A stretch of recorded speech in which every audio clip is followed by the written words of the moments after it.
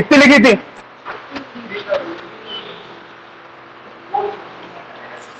देखो charge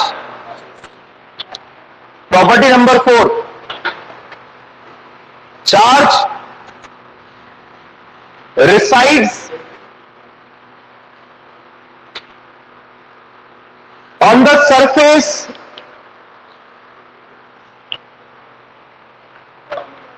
of a conductor. Charge resides on the surface of the conductor.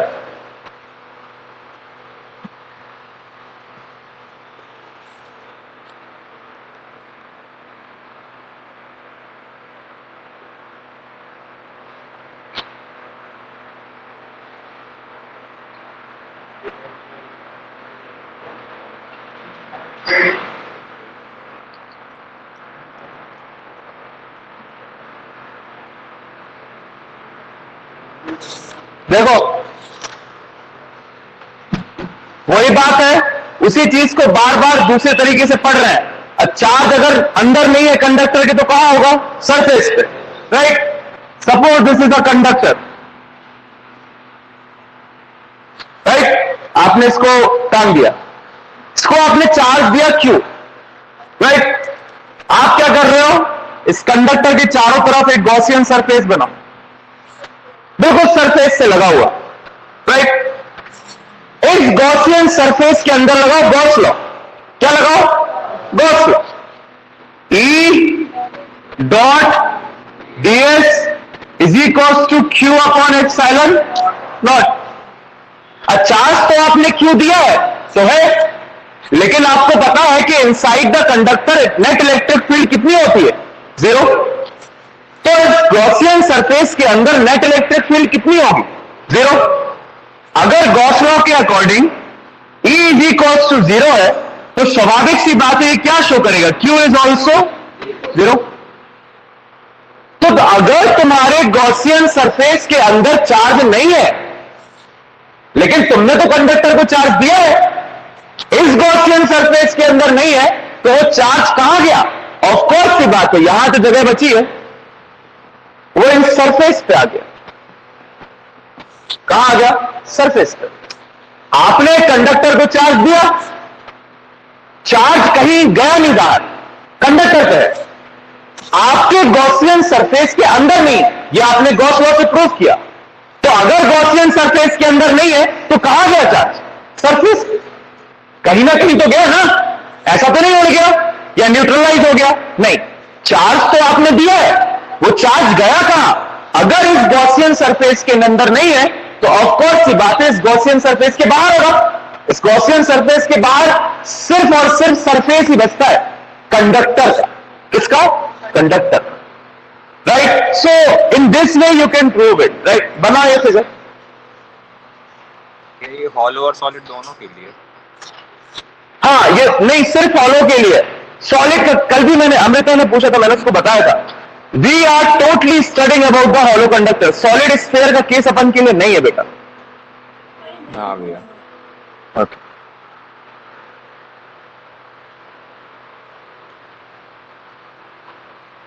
Make the diagram.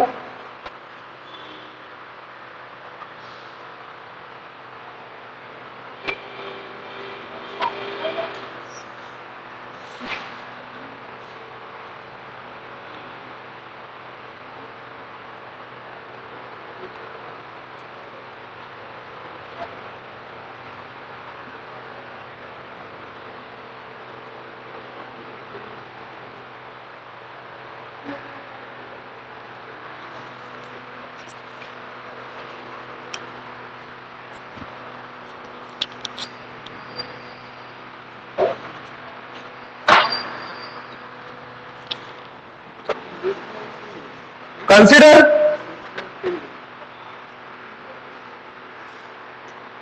a conductor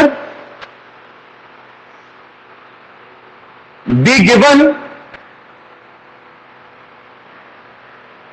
consider a conductor be given a charge Q, a charge Q, Full stop. Draw the Gaussian surface. भैया first line repeat कर दो एक बार. Consider a conductor be given a charge Q. Full stop. Draw a Gaussian surface which lies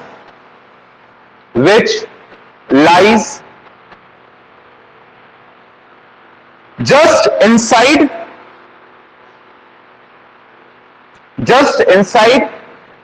and near to the surface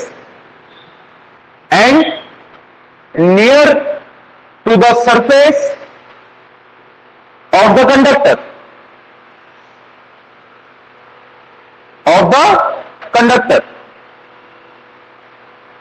Full stop. Line change, para change. Since E vector inside the conductor is 0, since E vector inside the conductor is 0, comma, line change, using Gauss law,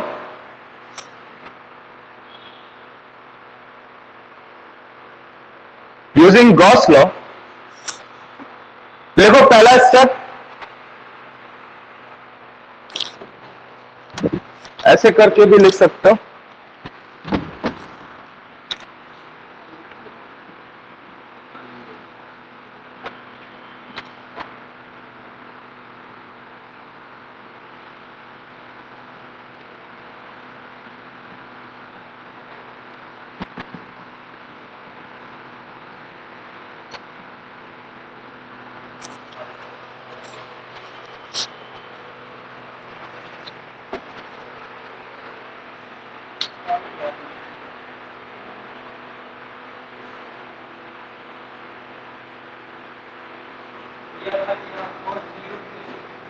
तो हर जगह Gauss law में cos 0, क्योंकि ds जहां पे भी उठाओगे वो electric field के perpendicular, area vector also perpendicular.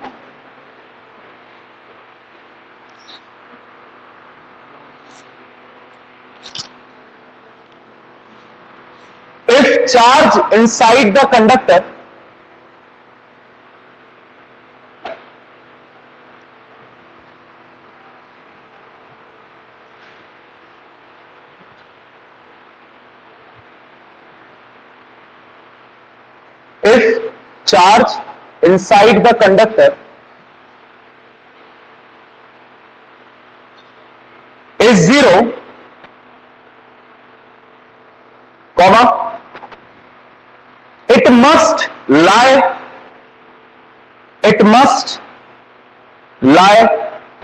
slash distributed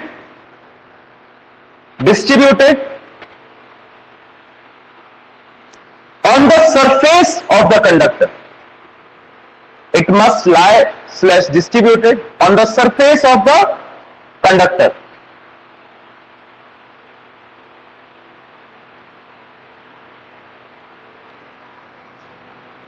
Number 5, property number 5, electric potential is constant for the entire conductor. Electric potential is constant for the entire conductor. ये तो बहुत सिंपल है. कैसे प्रूफ करेंगे इसको, कौन बताएगा? कौन से फॉर्मूला से प्रूफ करेंगे? Electric potential is constant for the entire conductor.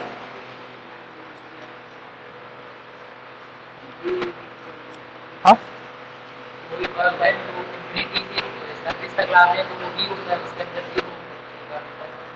अरे ऐसे कर लोगे, देखो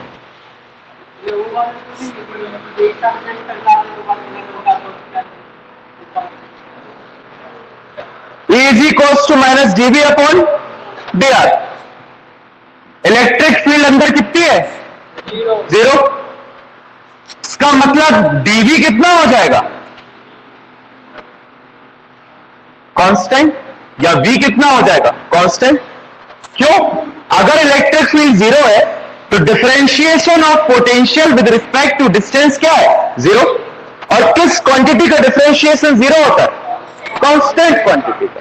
इसका मतलब यहां पे V क्या होगा, कांस्टेंट। एक तरीका। दूसरा ये कह सकते हो कि E जीरो है मतलब dr तो जीरो हो नहीं सकता, इसका मतलब dV क्या होगा, जीरो। और dV जीरो मतलब dV कांस्टेंट, यही तो dV जीरो है, इसका मतलब V क्या है, कांस्टेंट। बात तो वही है, या वैसे कह लो या से डिफरेंशिएशन से कह लो, ठीक है। देख लो, since E is equals to minus dV upon dr,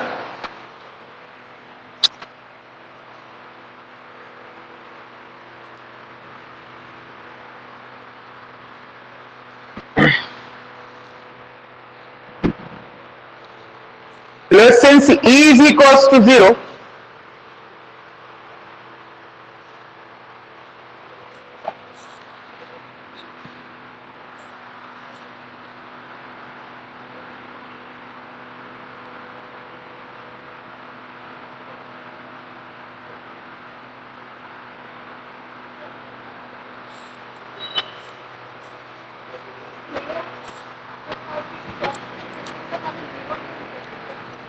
नहीं कि zero is also a constant,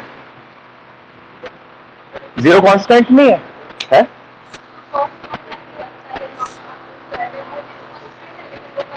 कौन सा बेटा, हाँ एप्सिलॉन नॉट कांस्टेंट है तो हाँ एप्सिलॉन नॉट जीरो नहीं होता। यहां पे कौन सी, यहां पे V जीरो नहीं हो रहा है, dV पोटेंशियल डिफरेंस जीरो हो रहा है। दो पॉइंट्स के बीच का पोटेंशियल कितना हो रहा है, जीरो। इसका मतलब V क्या है, वहां पे कांस्टेंट है। एक के पोटेंशियल सरफेस पड़ा होगा तो वहां पे क्या देखते हो, सरफेस के अंदर वर्क डन नहीं होता ना चार्ज को मूव करने में, मतलब पोटेंशियल डिफरेंस जीरो आता है। बट उस हर पॉइंट पे पोटेंशियल क्या है, सेम। तो इन दोनों का मतलब सेम है कि dV जीरो मतलब V कांस्टेंट। ऐसा। Property number 5, sir 6,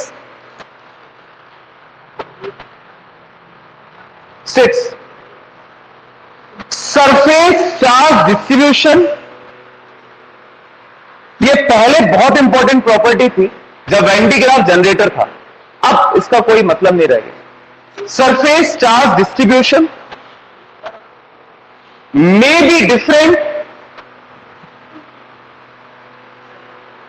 at different points, may be different at different points।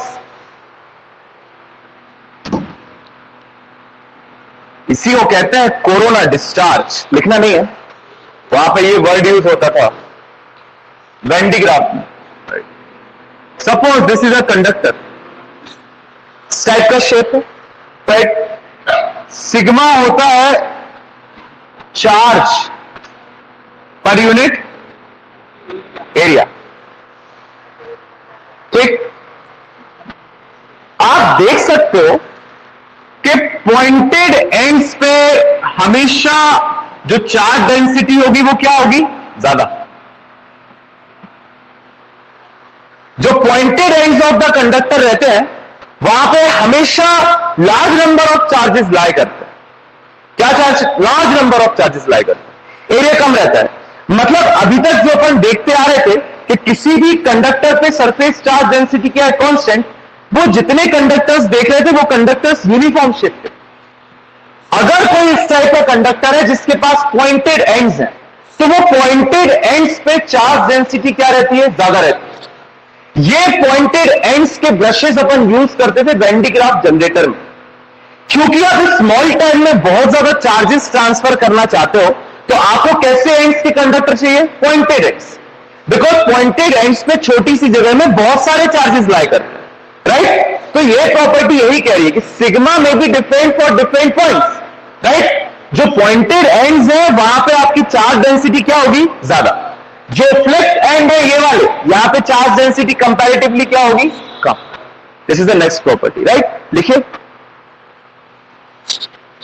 Sigma is equals to charge upon area.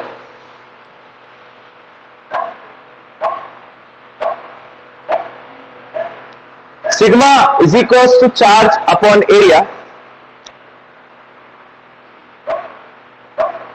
Full stop. Line change. It may be different. It may be different at different points. It may be different at different points. Full stop. Line change. A smaller surface area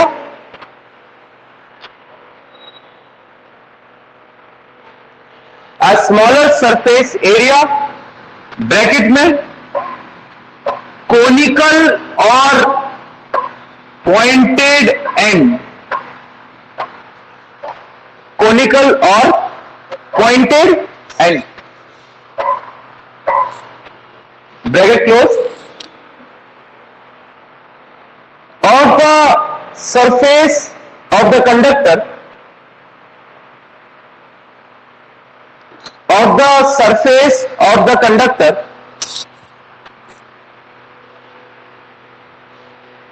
will have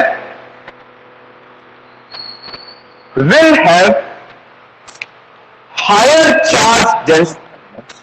कहां से bracket के बाद से, bracket के बाद से क्या बोला? ब्रैकेट के बाद of the surface of the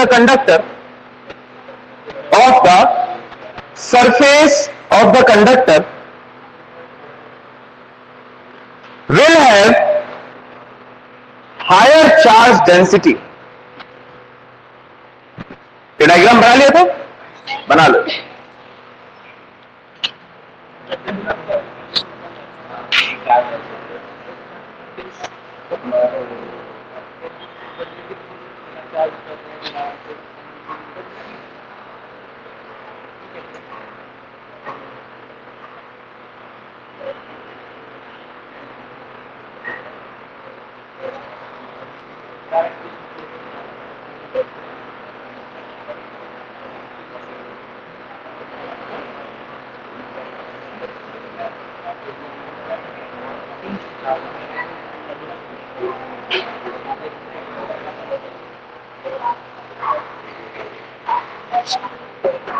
Next property and the last one.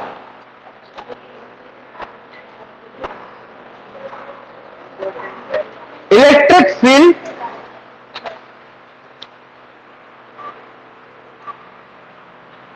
at the surface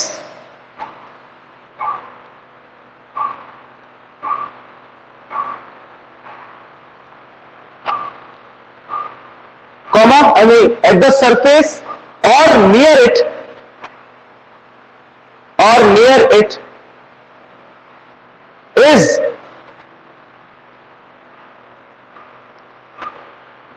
sigma upon epsilon naught.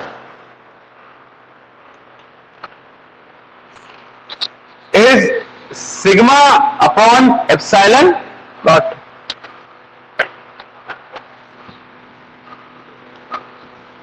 यह आपने स्फेरिकल शेल के केस में निकाला था एक बार, ध्यान है? वहां पे sigma upon epsilon not prove किया था सरफेस के लिए, जब केस नंबर 2 पढ़ रहे थे, when the charge lies on the surface of the conductor. So we have proved that electric field is also sigma upon epsilon. ऐसे भी कर सकते हैं. Suppose this is a conductor जिसकी चार्ज डेंसिटी कितनी है, मान लो सिग्मा, राइट? इसके अंदर इलेक्ट्रिक फील्ड हम सबको पता है 0. ठीक है? ये तो अपन शुरू से कहते आ रहे. पहली property, electric field inside the charge conductor is. आपको पता करना है कि सरफेस के पास या सरफेस पे कोई पॉइंट है तो उस पर कितनी इलेक्ट्रिक फील्ड होगी. कोई बात नहीं, ड्रॉ गॉसियन सरफेस.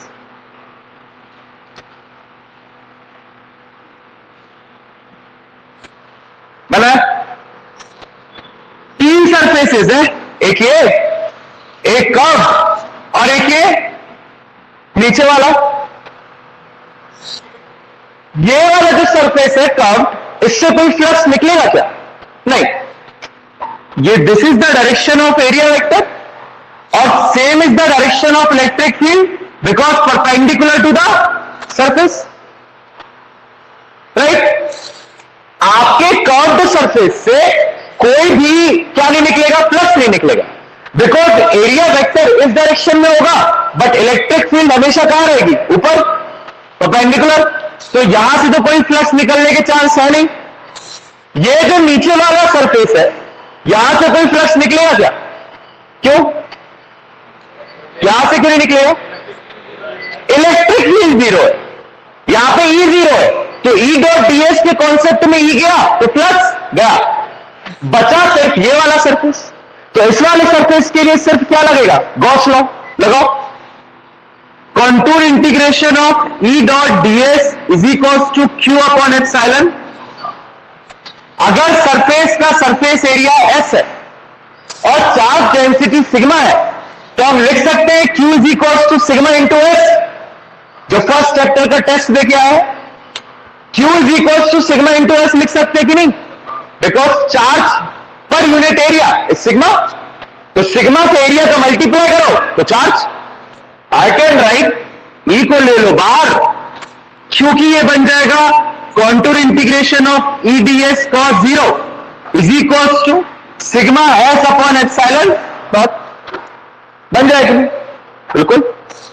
यहां से आप ई को बाहर ले सकते हो, contour integration of DS sigma S upon epsilon. Contour integration of DS इस सरफेस के लिए इंटीग्रेट करोगे तो एस ही मिलेगा, मिल जान दो। E S is equals to sigma S upon epsilon, S से S, E is equals to sigma upon epsilon. कितनी है? Sigma upon epsilon.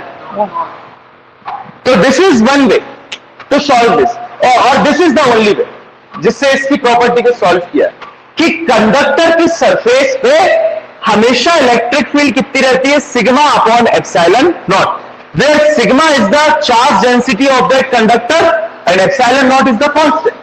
How you will prove? उस कंडक्टर पे एक गॉसियन सरफेस बना दिया, तीन जगह से फ्लक्स निकलने के चांसेस होते हैं, जिसमें से दो जगह से फ्लक्स तो निकलेगा नहीं, बिकॉज कर्व्ड सरफेस के लिए इलेक्ट्रिक फील्ड और एरिया वेक्टर परपेंडिकुलर है, और नीचे वाले सरफेस के लिए इलेक्ट्रिक फील्ड है ही नहीं। बचा सिर्फ ऊपर वाला सरफेस जहां पे इलेक्ट्रिक फील्ड और एरिया वेक्टर सेम डायरेक्शन में।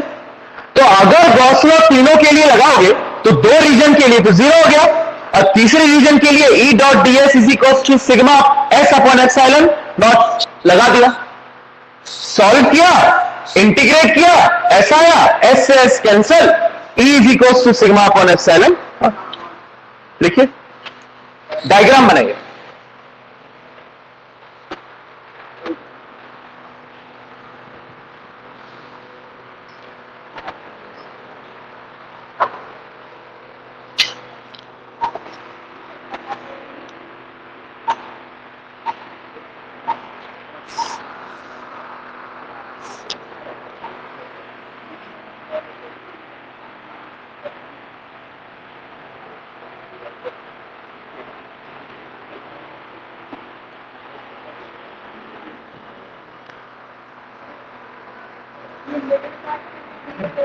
मिडिल पार्ट के लिए जीरो ऐसे होगा कि मिडिल पार्ट के लिए एरिया वेक्टर का डायरेक्शन या तो ये होगा परपेंडिकुलर टू द सरफेस, या फिर ये होगा, बट सरफेस से इलेक्ट्रिक फील्ड का डायरेक्शन तो यही निकल रहा है ना, परपेंडिकुलर।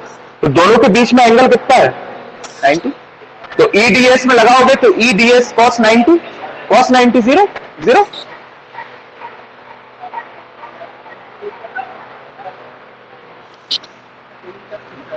Consider a conductor.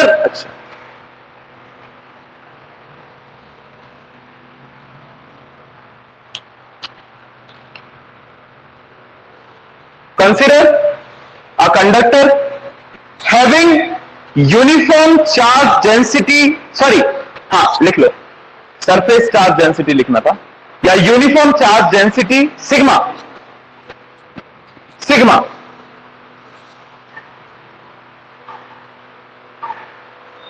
तो Full stop. Draw a Gaussian surface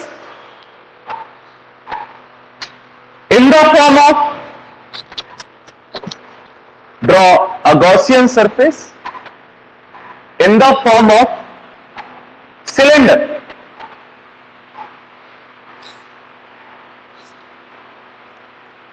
Full stop. Line change. Electric flux passes only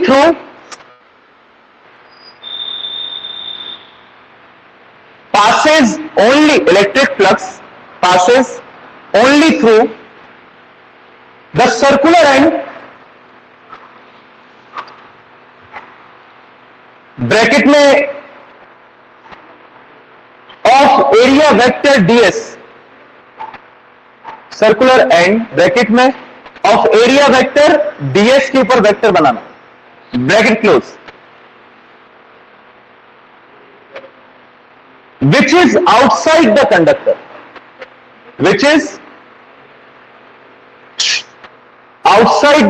conductor,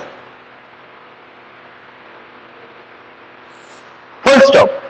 using Gauss law, और पूरा लिख लो।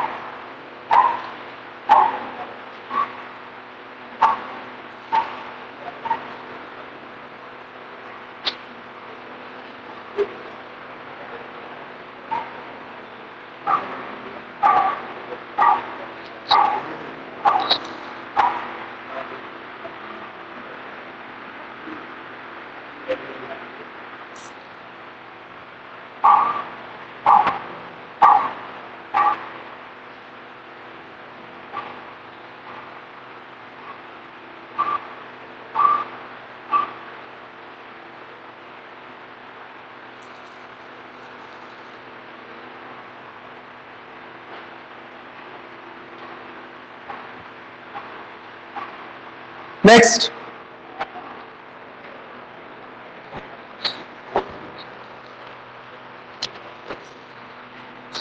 हो गया? नहीं हुआ।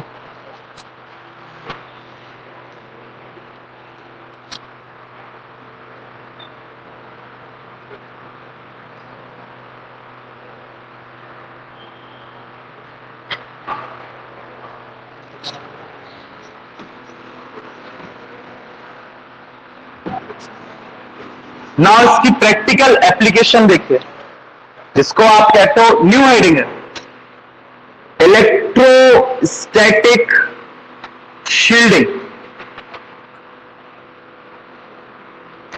What is the meaning of the word shielding Ankit? Shield को protect करना। Very good. तो आप ये होलो कंडक्टर की प्रॉपर्टी को यूज करके सेंसिटिव इंस्ट्रूमेंट्स को क्या करोगे? Protect from the high electric field. बहुत से इंस्ट्रूमेंट्स ऐसे सेंसिटिव होते हैं जो हाई इलेक्ट्रिक फील्ड में क्या हो जाते हैं? खराब। मुझे ऐसे इंस्ट्रूमेंट्स को खराब होने से बचाना है, राइट? तो मैं क्या करूंगा? एक होलो कंडक्टर लूंगा और उसके अंदर उस इंस्ट्रूमेंट को डाल दूंगा। बिकॉज अब अगर यहां इलेक्ट्रिक फील्ड है भी तो वो हमेशा कंडक्टर के बाहर से जाएगी।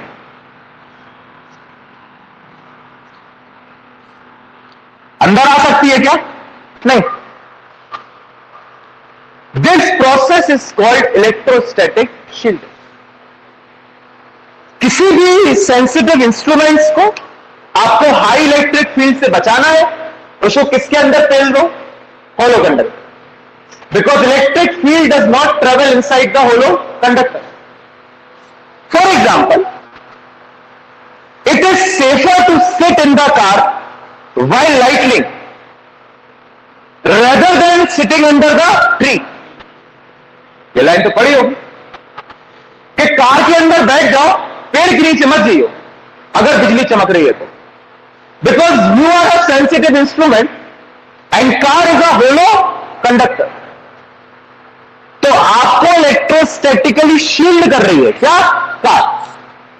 सिंपल सा कॉन्सेप्ट है, इससे बस में कुछ नहीं है, सिर्फ डेफिनेशन लिखी आपकी एनसीईआरटी में। What is electrostatic shield? This is called electrostatic shield. लिख लो। ये इलेक्ट्रिक फील्ड पास कहाँ से करती है सर? कहां से पास करती है मतलब? सरफेस पे से निकल जाती है। मतलब डेविएशन कह सकते हैं, तो फिर उसका होता है क्या कह सकते हैं? कि उसका डेविएशन होता है। डेविएशन नहीं बेटा, देखो बात डेविएशन नहीं होता। कल का अगर तुम कॉन्सेप्ट देखो electric field inside the conductor का, तो इलेक्ट्रिक फील्ड तो थी, इस डायरेक्शन में भी थी और इस डायरेक्शन में, बट नेट जीरो हो गई, तो निकल तो वो वहीं से रही है, but due to polarization of conductor एक अपोजिट डायरेक्शन में भी इलेक्ट्रिक फील्ड जन्म ले रही है, जिसके कारण अंदर इलेक्ट्रिक फील्ड नेट जीरो हो गई। तो आप ये नहीं कह सकते कि उसका डेविएशन हो गया, वो तो निकली, बट एक और इलेक्ट्रिक फील्ड अपोजिट डायरेक्शन में बनी, जिसके कारण नेट क्या हो गया? जीरो। तो कंडक्टर के अंदर का काम खत्म। तो भैया उसको थोड़ा टाइम नहीं लग जाएगा जो अपोजिट डायरेक्शन में फील्ड बन रही है? तो टाइम लगने से क्या हो जाएगा मतलब? हाँ ठीक है, टाइम अगर मान लो टाइम लग जाएगा, these all are instantaneous process. However मान लो टाइम लग भी गया, तो इससे हमारा क्या लॉस है? भैया जो सेंसिटिव इंस्ट्रूमेंट है वो खराब नहीं हो जाएगा थोड़ी देर में ही, अगर बहुत ज्यादा? नहीं, ऐसे नहीं होगा। अपन ने वो तो अपन मतलब मेथड अपन फिजिकल प्रोसेस लैब में कर रहे हैं ना, तो अगर मान लो टाइम लग भी रहा है, तो हमने उस टाइम के बाद उसको इलेक्ट्रिकल इंस्ट्रूमेंट को डाला। टाइम लगने का मतलब ये नहीं है कि वो इलेक्ट्रिक फील्ड अफेक्ट कर जाएगी।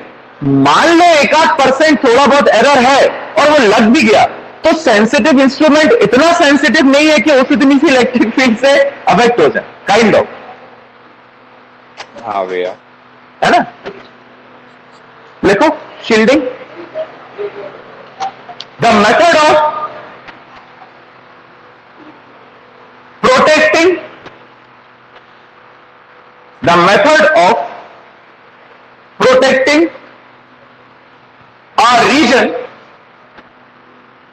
a region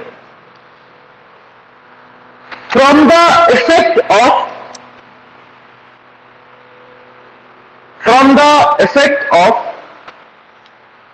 electric field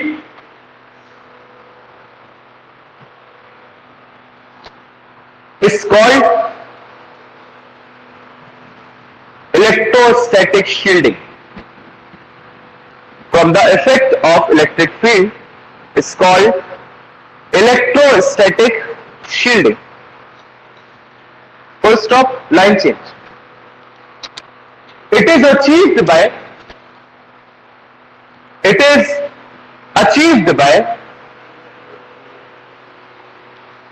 protecting the sensitive instrument. It is achieved by protecting the sensitive instrument inside a hollow conductor,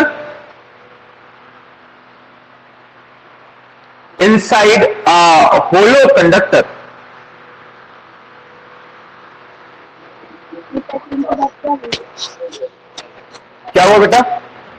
बोलो। It is achieved by protecting the sensitive instrument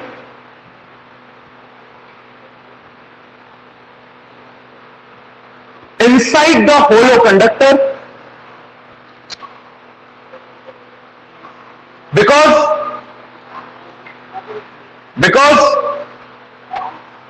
electric field is zero there. Because electric field is zero there. there मतलब conductor के अंदर। हाँ अभी बनवा दे रहे। Electric field is zero there. बना लो यही, छोटा सा बना लो जल्दी, तो कुछ है नहीं उसमें। हाँ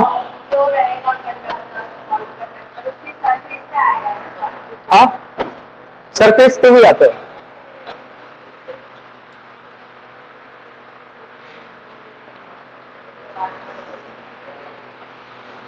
हाँ बेटा, कोई फर्क नहीं पड़ेगा। इंड्यूस इलेक्ट्रिक फील्ड ही तो फर्क करके आउटर इलेक्ट्रिक फील्ड को कैंसिल कर रही ना। अंदर दोनों इलेक्ट्रिक फील्ड है, बट दोनों कैंसिल आउट कर रही है, तभी जाके वहां पे हमें न्यूट्रल पॉइंट मिल रहा है।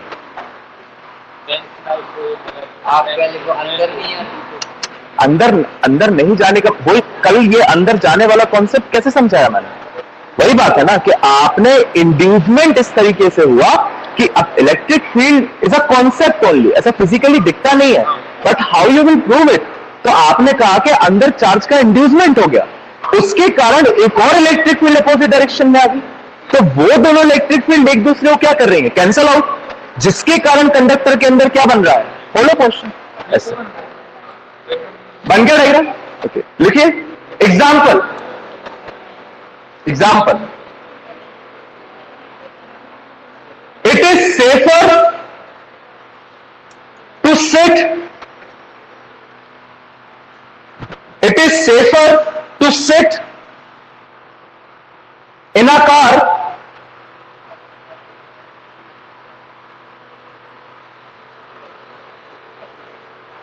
during lightning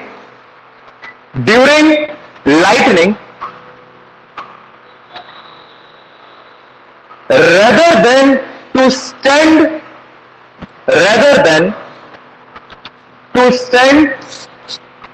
under a tree, rather than to stand under a tree.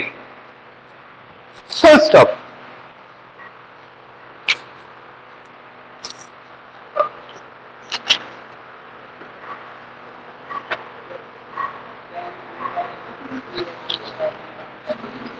अब आएगा मजा, because starting the next part, dielectrics.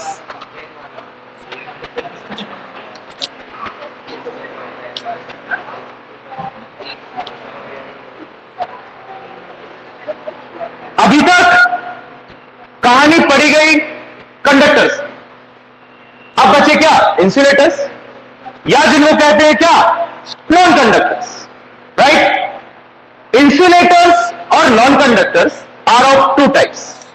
अब जो आपने ये कंडक्टर पढ़ा ना बेटा, इसको भूल जाओ अभी के लिए, कल पूछूंगा, इसको भूल जाओ, राइट? दूसरा पार्ट क्या है? Non conductor. Non conductor all together have different properties, right? इतना आसान नहीं है नॉन कंडक्टर से डील करना, बिकॉज इतने फ्री इलेक्ट्रॉन्स होते नहीं है, राइट? बहुत मुश्किल रहता है। तो आपको नॉन कंडक्टर्स पढ़ने हैं जो कि होते हैं टू टाइप के।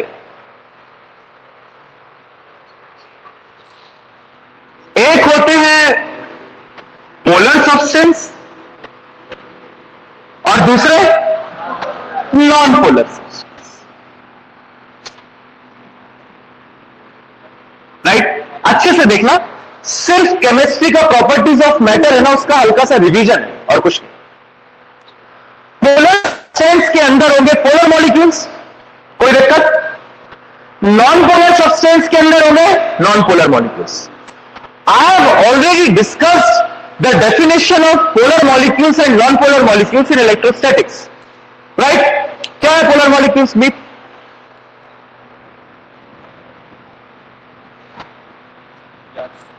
कोई भी क्लास में ऐसा हो जिसको पोलर और नॉन पोलर मॉलिक्यूल्स की डेफिनेशन यहां पे जो मैंने बताई थी, इलेक्ट्रिक डायपोल के टाइम पे बताई थी, डायरेक्ट अभी भी वही बोल रहा है। हाँ हाँ, अगर डाइपोल मोमेंट जीरो होगा तो नॉन पोलर, और ये अगर डेफिनेशन बताई थी।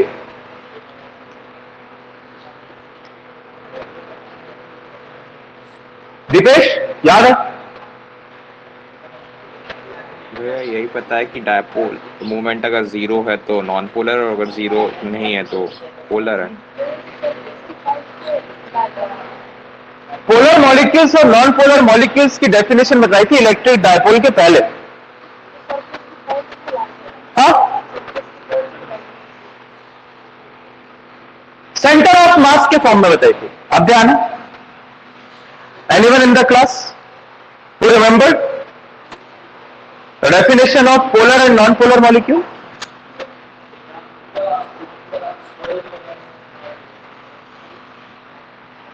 ये कौन सा है? पोलर, ठीक। ये कौन सा है? Non polar, S2, negative, positive.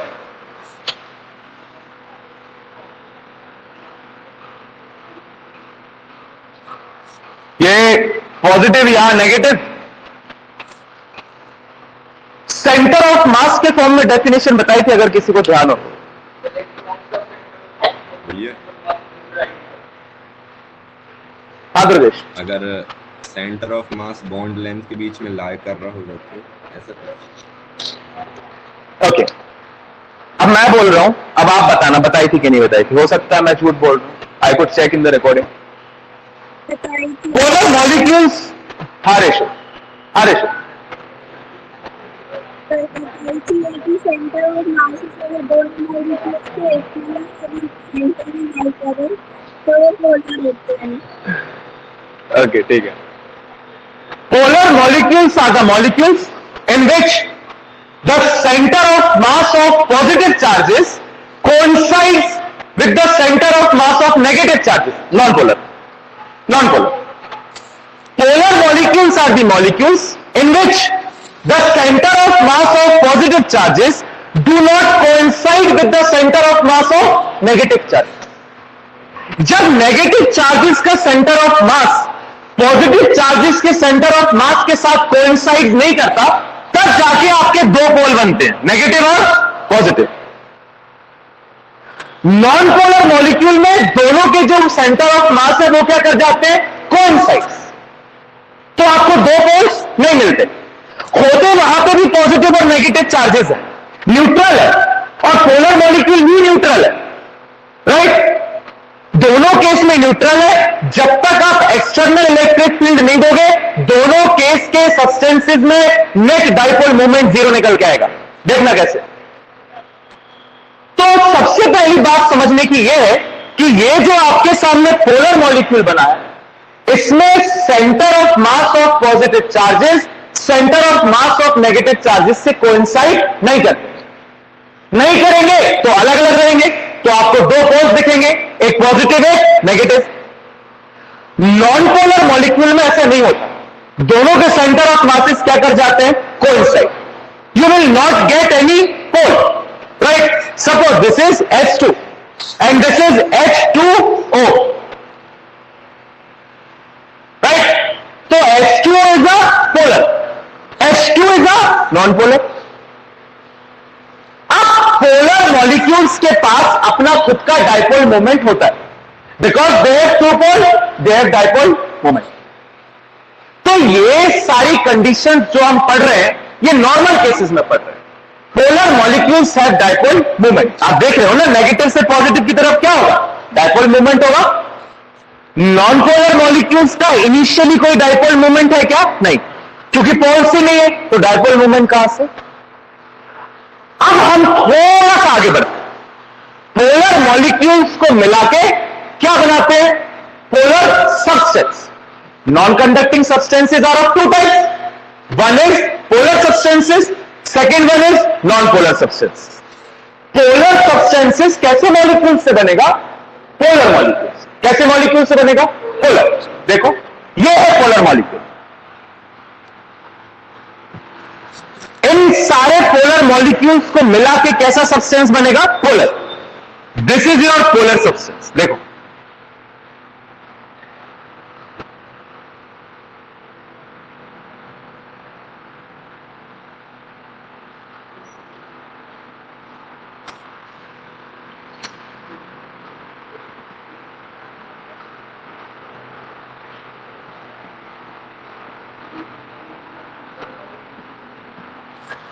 इस तरीके से सारे पोलर मॉलिक्यूल्स एक पोलर सब्सटेंसेस में क्या रहते हैं? अलाइंड रहते हैं।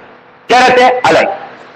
तो एक पोलर मॉलिक्यूल का तो डाइपोल मोमेंट है, लेकिन पोलर सब्सटेंस का अगर नेट डाइपोल मोमेंट देखा जाए तो यहां से कितना दिख रहा है? जीरो। कितना दिख रहा है? जीरो। मतलब मॉलिक्यूल्स इस तरीके से अलाइन रहते हैं कि उनका नेट डायपोल मोमेंट कितना निकल के आता है? कितना निकल के आता है? 0. This is the arrangement of polar molecules inside the polar substance, so that you can see and you can say the net dipole moment of the polar molecules are, polar substance is 0. क्या है? 0. कुछ नहीं है इसमें. लेकिन अब जैसे ही substance को आप क्या दे, इलेक्ट्रिक फील्ड यहां से यहां की तरफ, यहां पे मतलब पॉजिटिव चार्ज है और यहां पे कौन सा है? नेगेटिव. मैंने इलेक्ट्रिक फील्ड दी. इस इलेक्ट्रिक फील्ड के कारण ये सारे के सारे डायपोल्स पे क्या लगेगा? क्या लगेगा? फोर्स लगेगा, टॉर्क लगेगा. Electric dipole experiences a torque inside the electric field, not the force. पढ़ा है ना concept? Torque on the electric dipole P sine theta.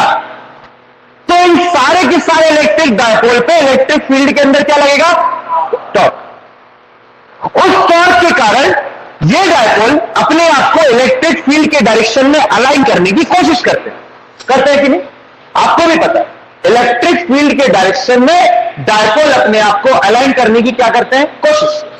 जैसे ही आप इलेक्ट्रिक फील्ड दोगे पॉजिटिव से नेगेटिव, ये सारे के सारे डायपोल अब क्या हो जाएंगे? अलाइन.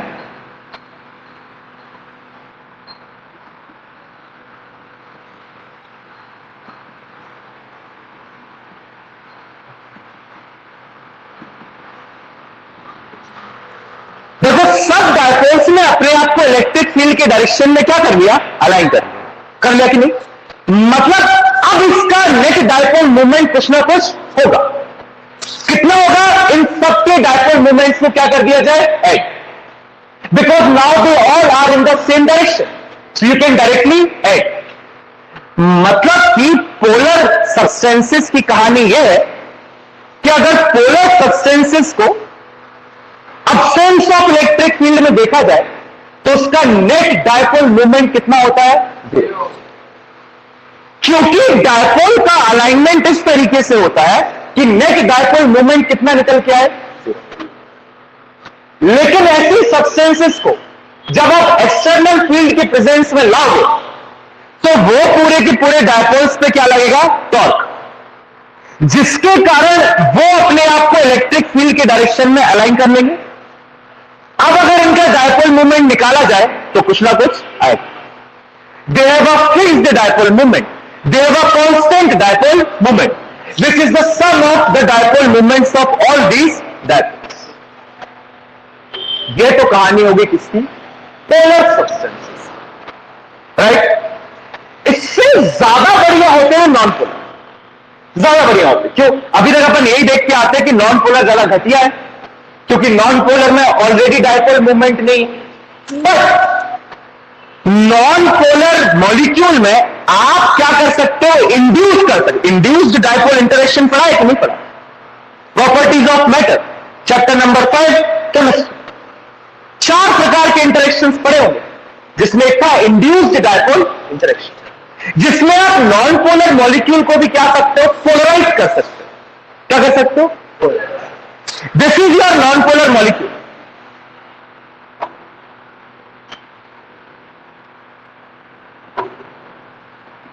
राइट? जैसे ही इसको एक्सटर्नल इलेक्ट्रिक फील्ड के अंदर लाया जाए, नॉर्मल केस में तो इसका डायपोल मूवमेंट 0 है. पोलर मॉलिक्यूल का डायपोल मूवमेंट कितना है? 0.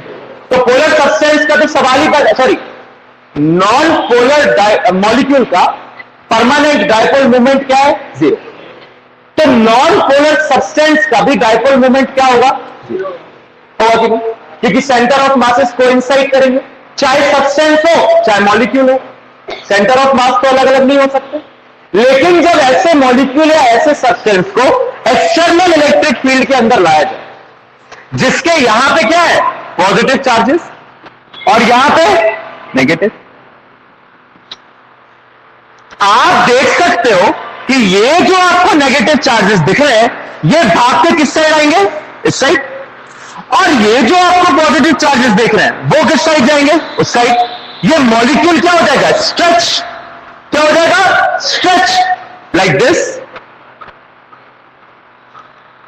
जिसके इस एंड पे कौन से चार्जेस लाई कर रहे हैं? इस एंड पे कौन से चार्जेस लाई कर रहे हैं? अब नेगेटिव टू पॉजिटिव आपने क्या यहां पे बना दिया? डायपोल। यहां पे क्या इंड्यूस कर दिया? Dipole movement. This type of dipole movement is called induced dipole movement and this dipole is called induced dipole. External electric field के अंदर आपने नॉन पोलर मॉलिक्यूल को कैसा बना दिया? Polar. Now this molecule will work as a polar molecule. It has some dipole movement. आप खुद देख सकते हो इसका डायपोल मूवमेंट परमानेंट या फिक्स नहीं है, कांस्टेंट नहीं है।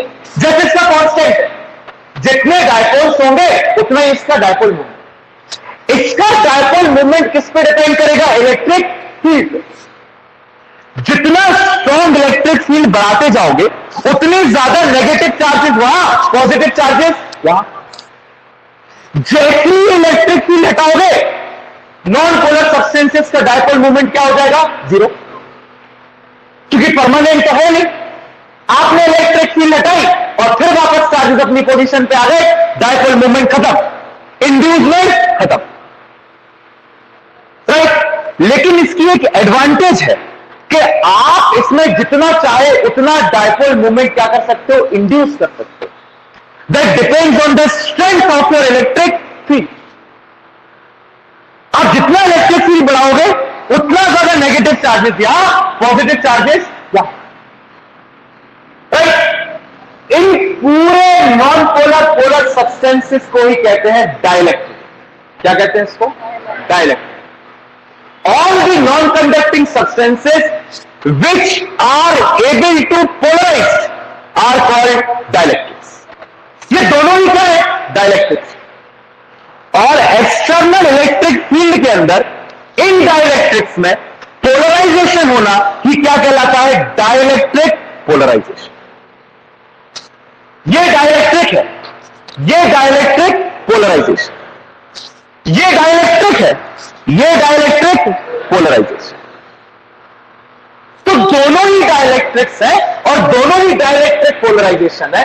बट प्रिसाइसली जो अपन कैपेसिटेंस के कॉन्सेप्ट में यूज करते हैं वो इस टाइप का डाइलेक्ट्रिक यूज करते हैं, क्योंकि इसमें हमारे हाथ में है कि हमें कितना डायपोल मूवमेंट इंड्यूस करना है। इसका डायपोल मूवमेंट परमानेंट। क्या है? परमानेंट। जितने नंबर ऑफ डायपोल्स होंगे उतना डायपोल मूवमेंट। यहां पे डायपोल कौन बना रहा है? हम। हमारी इलेक्ट्रिक फील्ड वहां पे डायपोल बना रहे, इंड्यूस कर रहे हैं। So it depends on me कि कितना डायपोल मूवमेंट हमें चाहिए। तो in capacitors we will use this type of dielectrics, non conducting non polar substances. These are non conducting polar substances, these are non conducting non polar substances. Hence the concept of dielectric and dielectric polarization. Clear? किसी को कोई दिक्कत? Short में अगर revise किया जाए तो 2 minute और सुनो। क्या होता है? कंडक्टर्स की प्रॉपर्टीज पढ़ चुके हैं, खत्म हो गया। We shifted to non conductors. Non conductors are of 2 types. Number 1 polar substances, number 2 non polar substances. Polar substances है polar molecules and polar molecules have permanent dipole movement. लेकिन ये मॉलिक्यूल उस सब्सटेंस के अंदर इस तरीके से अलाइन रहते हैं कि net dipole movement of the polar substances are 0। कितना होता है? 0। आप इस पोलर सब्सटेंस को एक इलेक्ट्रिक फील्ड के अंदर लाओ। All the dipoles under the substance will experience torque and try to align themselves in the direction of electric field. This is the direction of electric field. So these will be the direction of dipole moment. अब इसका dipole moment है, that is the sum of all the dipole moments of these dipoles and these type of molecules have a constant dipole moment. जितने dipole होंगे उतना dipole moment होगा। यहां पे इसकी कहानी हो जाती है खत्म। Non polar, non polar molecules के पास तो पोल्स है ही नहीं, तो डायपोल मोमेंट होने का सवाल ही नहीं होता। तो नॉन पोलर सब्सटेंस के पास भी डायपोल मोमेंट नहीं होगा। लेकिन जैसे ही इस नॉन पोलर सब्सटेंस को या मॉलिक्यूल को एक्सटर्नल इलेक्ट्रिक फील्ड के अंदर लाओगे, पूरे के पूरे नेगेटिव चार्जेस भागेंगे उस साइड, पॉजिटिव आएंगे इस side. You have induced a dipole moment under this molecules. Electric field के अंदर आपका नॉन पोलर मॉलिक्यूल कैसा बन गया? Polar. Now it has some dipole moment. तो इस तरीके के डायपोल मोमेंट को कहते हैं इंड्यूस्ड डायपोल। ये कांस्टेंट नहीं, ये कभी भी चेंज हो सकता है। आप जैसे ही इलेक्ट्रिक फील्ड हटाओगे, ये क्या हो जाएगा? खत्म, zero.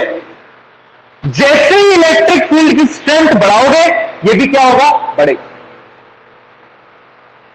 Right? So these are the non polar, these are the polar. Both together are called dielectrics. क्या कहते हैं इसको? डाइलेक्ट्रिक्स। और ये जो आपने इंड्यूसमेंट किया है, इसी को कहते हैं पोलराइजेशन। क्या कहते हैं? पोलराइजेशन।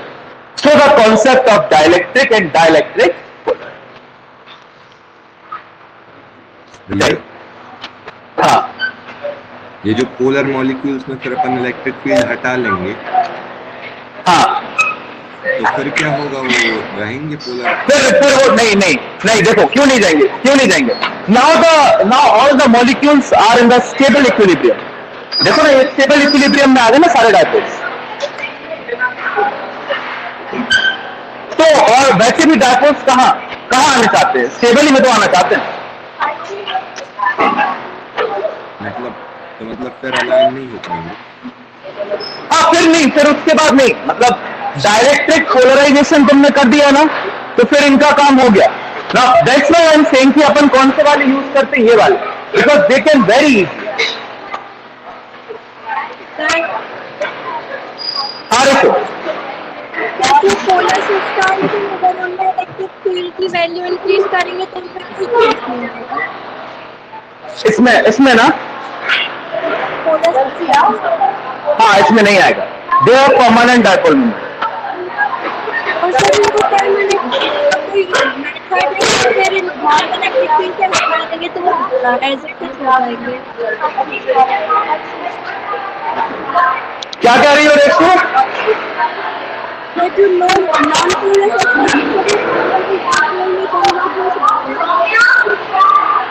जो नॉन पोलर सब्सटेंस है वो पोलर के साथ में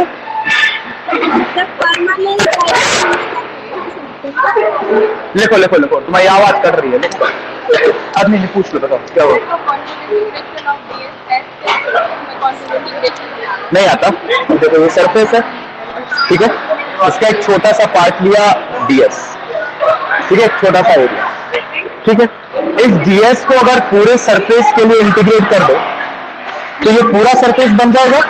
इसी का एरिया तो ऐसा है, तो कॉन्टूर इंटीग्रेशन ऑफ ds क्या लिख सकते हैं? लिखो ऐसे लिखो।